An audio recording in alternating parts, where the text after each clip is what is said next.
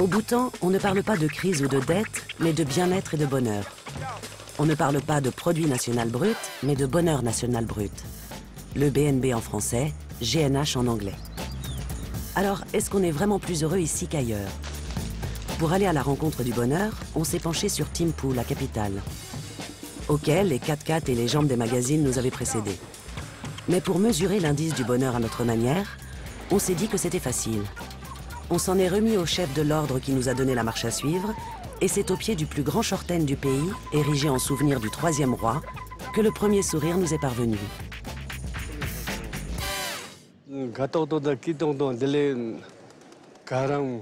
Mon esprit est heureux quand il est baigné de paix et de sérénité.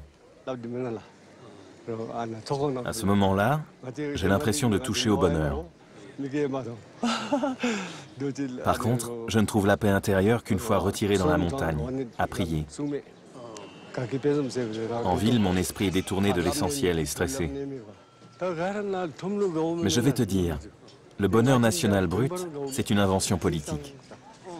Auparavant, on n'en parlait même pas.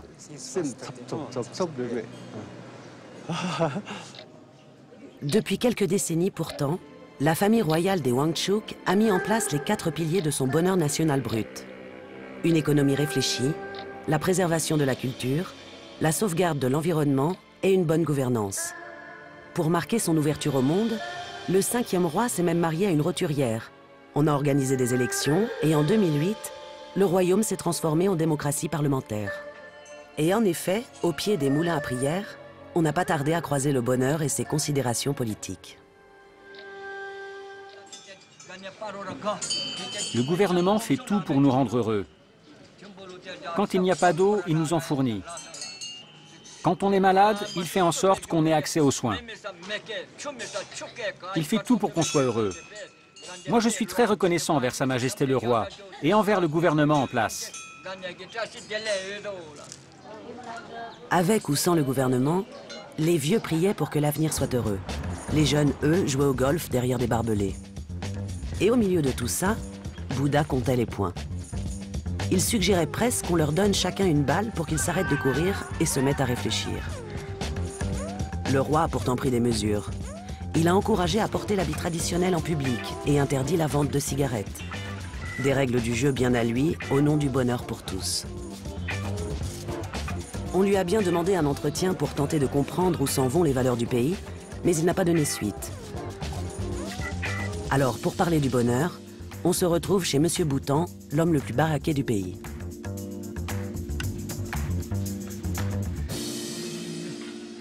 Le bodybuilding et le fitness jouent un rôle important dans la promotion du bonheur national brut. Si tu n'es pas fort et en bonne santé, tu ne peux pas être heureux.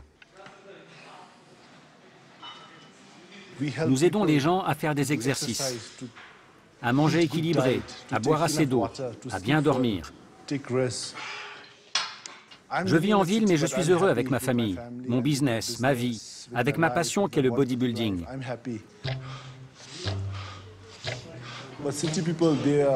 Mais les gens de la ville courent après l'argent.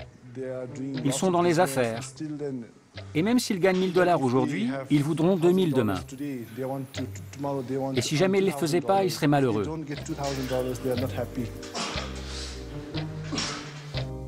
Au Bhoutan aussi, donc, le business se trouve en ville et le bonheur dans le pré. La nuit est tombée et les jupes se sont relevées. On a décidé d'aller se frotter d'un peu plus près à la jeunesse du pays, pour tenter de comprendre de quel bonheur pour demain on parle.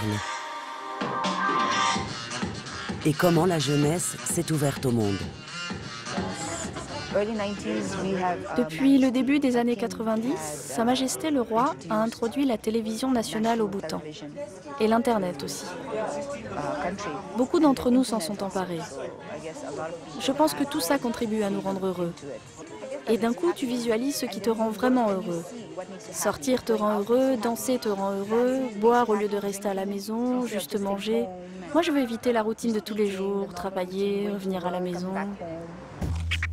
Internet, la télévision, les boîtes de nuit étaient apparues depuis peu. On aurait pu en rester à une opposition de la nuit au jour, de la consommation au sacré, du bonheur des champs à celui des villes. Mais en chemin, on a croisé le seul graffeur du pays. Son dessin? Un malade sous perfusion du bonheur national brut. Comme il faisait parler les murs pour rassembler les générations, on a voulu l'écouter. Pour moi, le bonheur, c'est vivre le moment présent, de vivre maintenant. Je me moque du passé. Ce qui est fait est fait. Et le futur n'a pas d'importance. Donc vraiment, ce que j'aime, c'est laisser s'exprimer ici et maintenant mes idées créatives. Si ton esprit est sombre et contrarié, l'argent ne pourra jamais acheter ton bonheur. L'argent peut t'amener le confort, mais d'une certaine manière, il ne rend pas heureux. Oh, c'est très beau ce que tu fais, j'aime beaucoup. Les Bhoutanais deviennent de plus en plus matérialistes. Il y en a même qui décident de vendre leurs terres pour s'acheter une voiture en pensant que ça les rendra heureux. Mais ils ne se rendent même plus compte qu'ils ne mangent plus aussi bien. Ce qui compte, c'est leur voiture.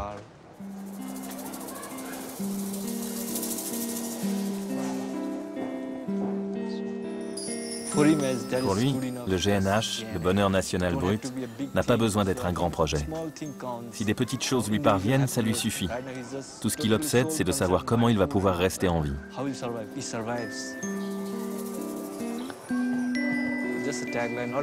Ici, je n'ai pas fait un graphe, juste un tag qui dit « Sois toi-même » et qui résume ce que je pense. Pourquoi copier les autres? Tout a déjà été fait, donc allez, sors de toi-même.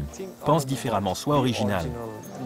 Particulièrement les jeunes, j'aimerais qu'ils soient eux-mêmes et qu'ils n'aient pas à copier les autres. Suivre un gouvernement qui veut le bien-être psychologique, la santé, l'éducation, la diversité culturelle et écologique, certes. Mais être soi-même surtout. Trouver la voie du spirituel avec un moulin à prière ou un pinceau à la main. Au Bhoutan, c'est ça aussi le bonheur.